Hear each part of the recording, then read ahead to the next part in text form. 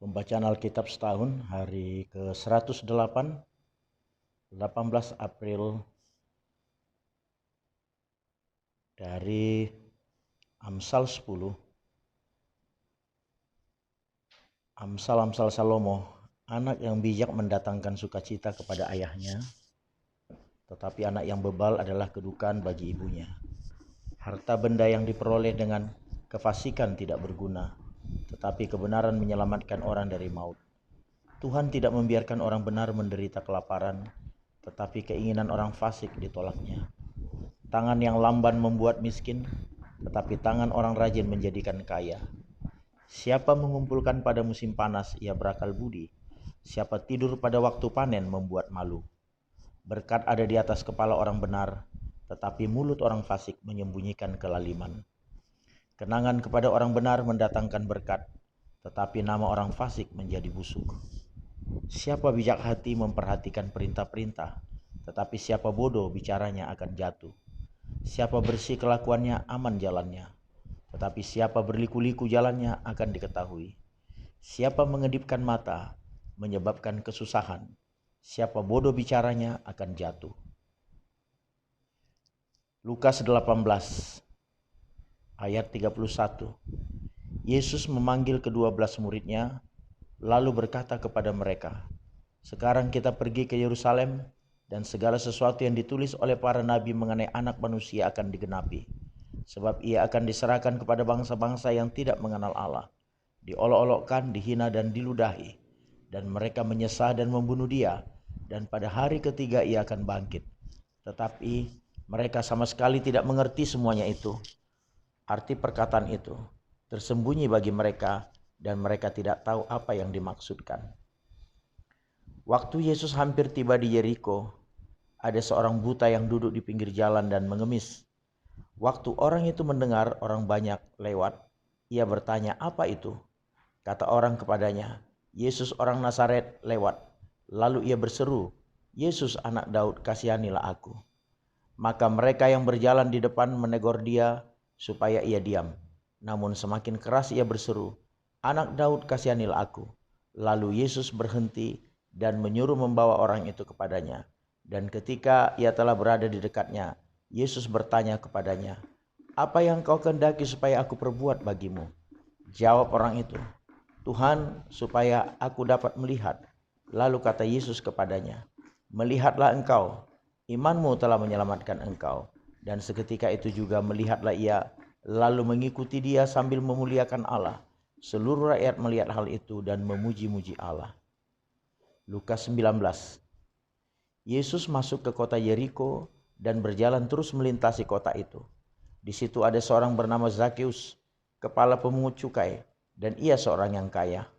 Ia berusaha untuk melihat orang apakah Yesus itu, tetapi ia tidak berhasil karena orang banyak, sebab badannya pendek.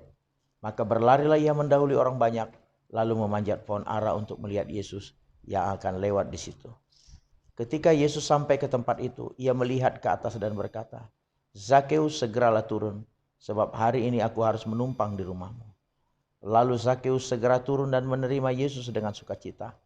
Tetapi semua orang yang melihat hal itu bersungut-sungut, katanya, "Ia menumpang di rumah orang berdosa." Tetapi Zakeus berdiri dan berkata kepada Tuhan, "Tuhan, setengah dari milikku akan kuberikan kepada orang miskin. Dan sekiranya ada sesuatu yang kuperas dari seseorang, akan kukembalikan 4 kali lipat." Kata Yesus kepadanya, "Hari ini telah terjadi keselamatan kepada rumah ini, karena orang ini pun anak Abraham, sebab Anak Manusia datang untuk mencari dan menyelamatkan yang hilang."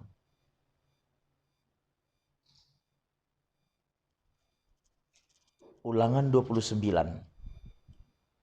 Perjanjian dengan Allah diperbaharui.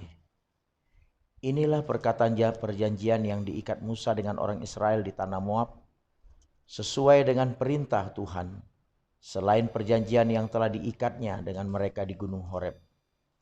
Musa memanggil seluruh orang Israel berkumpul, lalu berkata kepada mereka, "Sudah kamu lihat segala yang dilakukan Tuhan di tanah Mesir, di depan matamu terhadap Firaun, dan terhadap semua pegawainya, dan terhadap seluruh negerinya. Cobaan-cobaan yang besar yang telah dilihat oleh matamu sendiri, tanda-tanda dan mujizat-mujizat yang besar itu. Tetapi sampai sekarang ini, Tuhan tidak memberi kamu akal budi untuk mengerti, atau mata untuk melihat, atau telinga untuk mendengar. 40 tahun lamanya aku memimpin kamu berjalan melalui padang gurun. Pakaianmu tidak menjadi rusak di tubuhmu, dan kasutmu tidak menjadi rusak di kakimu. Roti tidak kamu makan, anggur atau minuman yang memabukkan tidak kamu minum, supaya kamu tahu bahwa akulah Tuhan Allahmu. Ketika kamu sudah sampai ke tempat ini, maka keluarlah Sihon, Raja Heshbon, dan Og Raja Basan, mendatangi kita untuk berperang, dan kita memukul mereka kalah.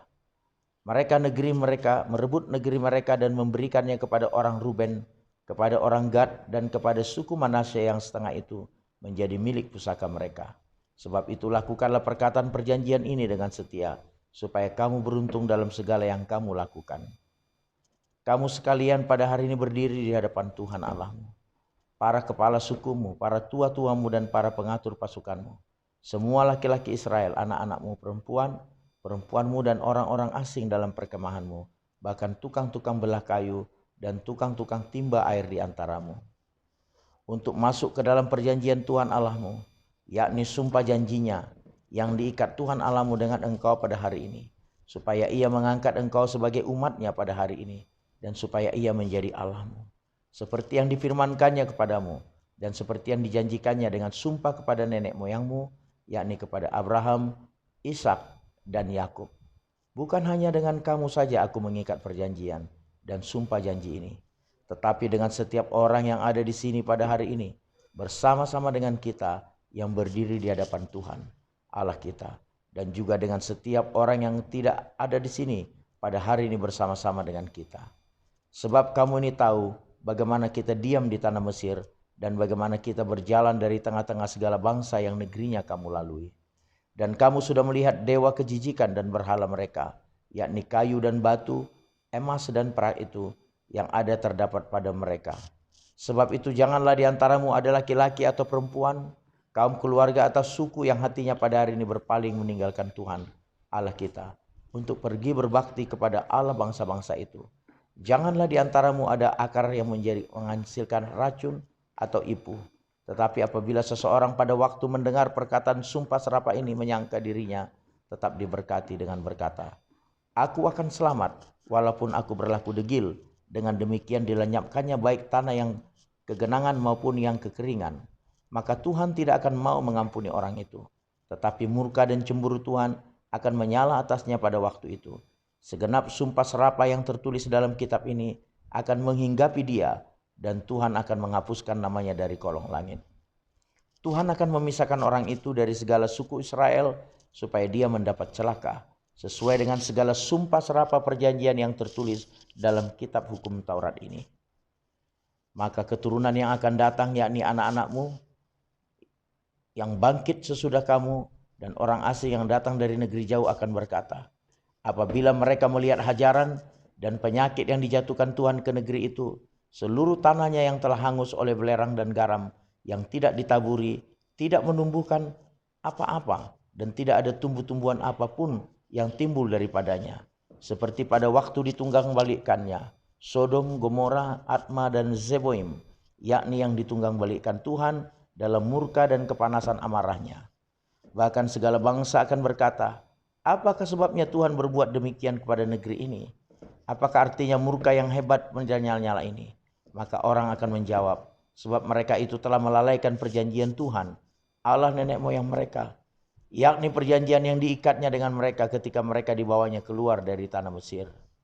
Dan sebab mereka itu sudah pergi berbakti kepada Allah lain dan sujud menyembah kepadanya, yakni Allah yang tidak dikenal mereka dan yang tidak diberikan Tuhan kepada mereka sebagai bagiannya. Itulah sebabnya murka Tuhan bangkit terhadap negeri ini, sehingga didatangkan ke atasnya segala kutuk yang tertulis dalam kitab ini. Tuhan telah menyentakkan mereka dari tanah mereka dalam murka dan kepanasan amarah dan gusarnya yang hebat, lalu melemparkan mereka ke negeri lain, seperti yang terjadi sekarang ini.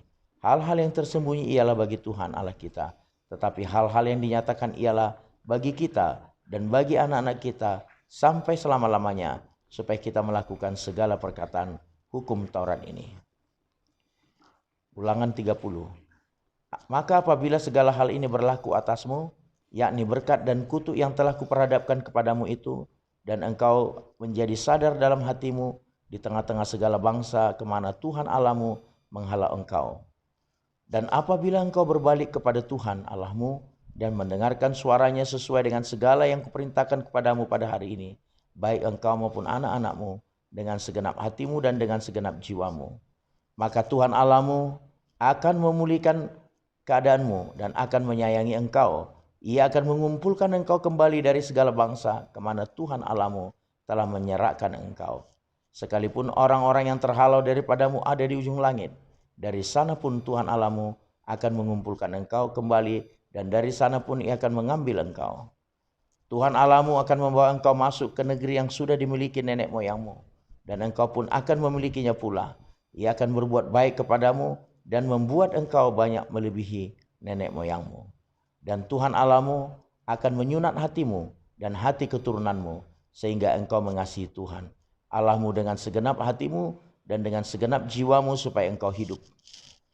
Tuhan Allahmu akan menjatuhkan segala sumpah serapah itu kepada musuhmu dan pembencimu yang telah mengejar engkau. Engkau akan mendengarkan kembali suara Tuhan dan melakukan segala perintahnya yang kusampaikan kepadamu pada hari ini. Tuhan Allahmu akan melimpahi engkau dengan kebaikan dalam segala pekerjaanmu, dalam buah kandunganmu, dalam hasil ternakmu, dan dalam hasil bumimu. Sebab Tuhan Allahmu akan bergirang kembali karena engkau dalam keberuntunganmu, seperti Ia bergirang karena nenek moyangmu dahulu, apabila engkau mendengarkan suara Tuhan Allahmu dengan berpegang pada perintah dan ketetapannya yang tertulis dalam kitab Taurat ini, dan apabila engkau berbalik kepada Tuhan Allahmu dan dengan segenap hatimu dan dengan segenap jiwamu. Amin.